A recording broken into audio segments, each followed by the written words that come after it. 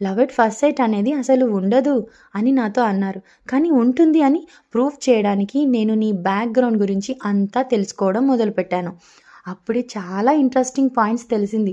నువ్వు 4 సంవత్సరాల పాటు ఇంజినీరింగ్ చదువుతున్నప్పుడు ఒక అమ్మాయిని లవ్ చేసి చాలా ప్రేమించి మోసపోయావని, తన కోసం నువ్వు ఇవ్వని గిఫ్ట్ లేదు, తన కోసం ఖర్చు పెట్టని టైం లేదు.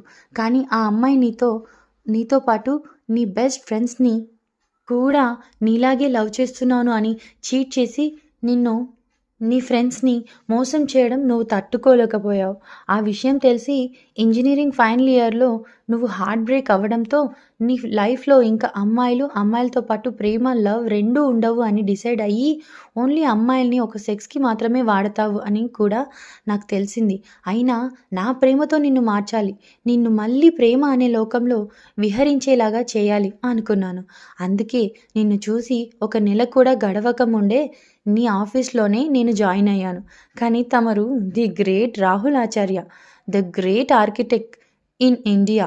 నీ దృష్టిలో పడటానికి నా కష్టాలు అన్నీ ఇన్ని కాదు. ఎంతో కష్టపడి ఒకరోజు నీకు ఇష్టమైన బ్లాక్ కలర్ శారీ కట్టుకొని వచ్చాను. బట్ నువ్వు నన్ను కన్నెత్తి కూడా చూడలేదు. అందుకే చీర వదిలి షార్ట్స్ అండ్ ఫ్రాక్స్ వేసుకోవటం కంప్లీట్ వేషభాషలు మార్చేశాను. ప్రతిఫలం మన ఇద్దరం కలిసి ఒక ప్రాజెక్ట్ చేయాల్సి వచ్చింది. ఆ రోజు గుర్తుందా? నేను నీ అసిస్టెంట్ రాకపోవటంతో నేనే ప్రాజెక్ట్ శాంపిల్స్ తీసుకొని నీ దగ్గరికి వచ్చాను. Was in complete black and you are too. మన ఫస్ట్ మాటలు నువ్వు నన్ను పించ్ చేసి same pinch you owe me a chocolate అని నా చెవిలో చిన్నగా అన్నావు. తలుచుకుంటే ఇప్పుడు కూడా ఒళ్ళు పులకరిస్తుంది. దెన్ హ్యాండ్ షేక్ చేసి హేయ్ దిస్ ఇస్ రాహుల్ అంటూ పరిచయం చేసుకున్నావు. గుర్తుందా? రాహుల్, నువ్వు ఆ రోజు నన్ను మొదటిసారి కాఫీకి వెళ్దామా అని అడిగావు. నేను ఆ క్షణం ఎంత ఆనందపడ్డానో మాటల్లో చెప్పలేను.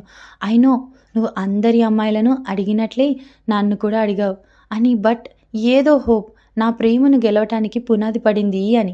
ఆ రోజు ఈవినింగ్ మనం ఇద్దరం కలిసి కాఫీ డేలో కలిసాం. కాఫీ డే నాకు ఇంకా ఆ రోజు మన ఇద్దరి మధ్య జరిగిన ఆ కాన్వర్జేషన్ ఇప్పటికీ గుర్తుంది. హాయ్ రాహుల్, సారీ కొంచెం లేట్ అయింది. నా కోసమే వెయిట్ చేస్తున్నావా? లేదు లేదు, యాక్చువల్గా నాసా వాళ్ళు ఇప్పుడే అనౌన్స్ చేశారు. ఒక నక్షత్రం ఏదో ఆకాశం నుంచి రాలి భూమిపైన తిరుగుతుంది అన్నారు. ఆ నక్షత్రం ఎక్కడ ఉందా అని చూస్తున్నాను. ఇంతలో నడుచుకుంటూ నా టేబుల్ దగ్గరికి వచ్చింది. అబ్బో, నువ్వు పెద్ద ఆర్కిటెక్ట్ అనుకున్నాను, కానీ నీలో కవి కూడా ఉన్నాడు. ఏదో అద్భుతాల్ని చూసినప్పుడు కొన్ని పదాలు అలా జారుతూ ఉంటాయి.